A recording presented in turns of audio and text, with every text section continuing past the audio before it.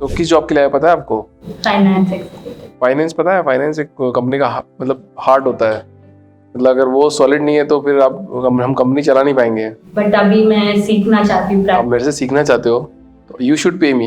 But मैं काम भी कर रही हूँ सर। देखिए, जब भी हम कोई इंटरव्यू देने जाते हैं, हम एक रोल के लिए जा रहे हैं, we are going to fulfil that role. हम पर्सनल लाइफ में कैसे हैं, हमारा नेचर कैसा है, हम कहाँ से आए हैं, बहुत हद तक वो मैटर नहीं करेगा, क्योंकि हम वहां पर एक रोल इनेक्ट करेंगे। आपके चांसेस ऑफ सिलेक्शन तब बढ़ेंगे जब एम्प्लॉयर को ये लगने लगे कि you are the right fit for that role. Right fit means आपको अपनी एक्सपर्टाइज पोर्ट्रे करनी। आपके पास टाइम है 45 मिनट्स का।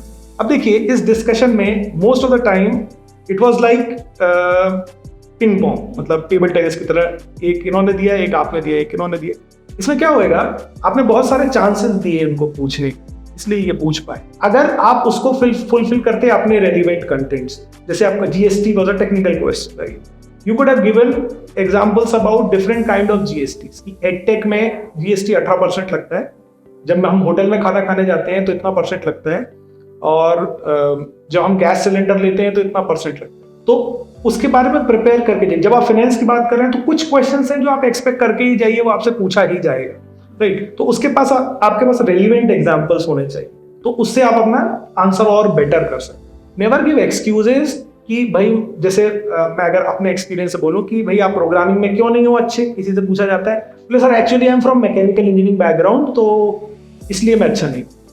तो कभी भी इंटरव्यूअर को कभी भी एक्सक्यूज मत दी, या फिर कि मैं अभी सीख रही हूँ। आपको सीखने के लिए यहाँ लाए नहीं है। यू कैन, सबसे अच्छा इसका जो डिप्लोमेटिक आंसर वही है, sir I rate myself as a financial expert 3.5 out of 5 और 4 out of 5. Definitely I'll become 5 out of 5 within 6 months.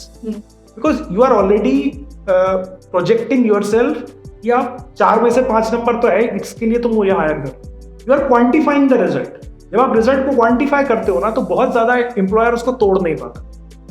जैसे अगर किसी से पूछा जाए कि हाँ भाई, are you comfortable in coding, तो एक टफ क्वेश्चन, या are you comfortable in finance का कुछ बहुत हाई कंसेप्ट में अगर ले लूँ, तो आप बोलोगे नहीं सर, एक्चुअली वो एमबीए में पढ़ाया जाता है, मैं तो बीबीए ही करके आई हूँ। This is an excuse, but you can say that sir I rate my self 3 out of 5 और 7 out of 10 in that concept. और ये बहुत ही नापातुल आंसर है। जब आप इस तरीके से बोलोगे ना, तो अगले क्वेश्चन आने के चांसेस कम होंगे, टॉपिक बदल जाएगा, और हम भी वही चाहते, राइट। पिलर्स की हम बात करें, ये कॉमन प्रॉब्लम है साउथ ईस्टर्न एशिया में रहने वाले लोगों का। मतलब भारत, पाकिस्तान, नेपाल, बर्मा, काफी हद तक अगर मैं बात करूं तो चाइनीज भी फिलर्स नहीं ढूंढ पाते। जब भी क्वेश्चंस के बीच में कुछ गैप आता है, तो what we do, this is what we do, sometime what we do,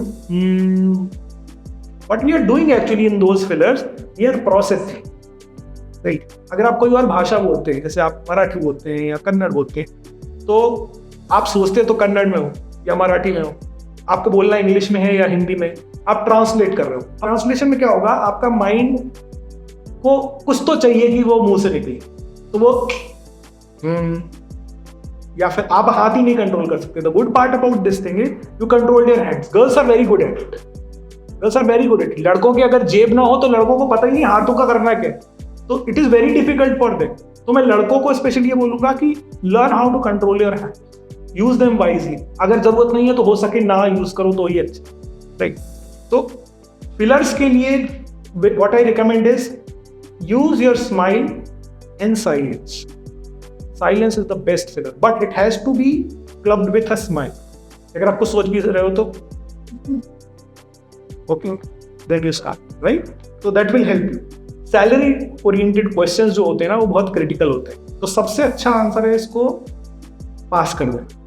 देखो, सैलरी तो आपको मिलेगी ही जो ऑलरेडी इन्होंने सोच रखी, ना उससे कम मिलेगी ना ज्यादा मिलेगी। ज्यादा आप नेगोशिएट कर सकते हो, नेगोशिएट अगले राउंड में करना है। लेकिन अगर हम सैलरी की बात कर रहे हैं तो ऑलवेज उसको मार्केट पे छोड़ो। Sir I am entry level professional और I am just completed 3 years of my experience, so I am not very keen in terms of salary, क्योंकि सैलरी इनसे नहीं डिस्कस होने वाली, सैलरी एचआर से डिस्कस होगी। तो यहाँ इस क्वेश्चन को डक करके आगे बढ़ जाओ। तो मैं हमेशा रिकमेंड करता हूँ एग्जीक्यूटिव से कभी भी सैलरी डिस्कशन मत करो, क्योंकि वो नेगोशिएशन, उनकी हैबिट्स ही नेगोशिएशन की। वो सुबह से शाम तक यही करते हैं। तो दे आर फाइंडिंग कि कोई मिल जाए मैं उससे नेगोशिएट करूँ। Let's not do that. तो according to the market standards मिलके आप, क्योंकि anyways you are expecting 30, 40, 50% hike, तो आपको वैसे भी मिल जाएगी। So not worry about that. Examples ऐड कीजिए।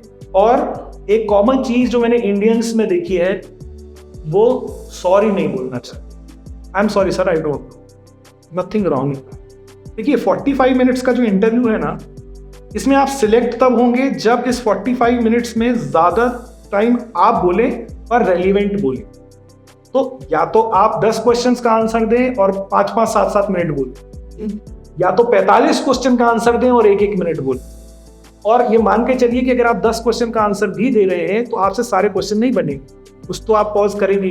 तो मेरा ये सजेशन होता है कि जो आपसे बन रहा है ना उसको लंबा बोलो, और जो नहीं बन रहा हो तो उसको तुरंत पास करके आगे बढ़ो। अगर कोई एम्प्लॉयर आपसे पूछता है do you have any questions for me, हमेशा पर्सपेक्टिव सेट करके क्वेश्चन पूछो। अगर इसमें एक पर्सपेक्टिव सेट हो जाता ना तो इसकी पोलाइटनेस बढ़ जाती। जैसे sir, I am very new in this industry and I have read about you that you have a lot of experience in this particular industry. So according to you and based on your years of experience, what I should do so that I can grow much more faster in your organization in next 3 years? अब ये बहुत ही सटीक सवाल है, अब ये इधर उधर नहीं भटक सकते उसमें। तो पहले तो इनकी तारीफ हो गई। देखिए कभी भी इंटरव्यूअर है उसको 2 चीज बहुत पसंद है, एक अपनी तारीफ सुनना, दूसरा सलाह देना। आप दोनों कर रहे हो यहाँ पर, लेकिन आपको बहुत स्मार्ट प्ले करना पड़ेगा, आपको बहुत पोलाइट रहना पड़ेगा। अगर आप पोलाइटनेस से हिली तो फिर ये थोड़ा चापलूसी वाला सवाल बन जाएगा। तो अगर आप एक ऐसा क्वेश्चन पूछ सके पर्सपेक्टिव सेट करके कि हाँ आप यहाँ तक पहुंच गए, इसके बेसिस पर मुझे ये सलाह आपसे चाहिए, तब वो बोलेंगे और यही आप चाहते हो। तो कभी भी इस क्वेश्चन को मिस नहीं करना है। इसके कम से कम 2 से 3 क्वेश्चन आपके पास हमेशा होने चाहिए, and that will help. Thank you. Thank you.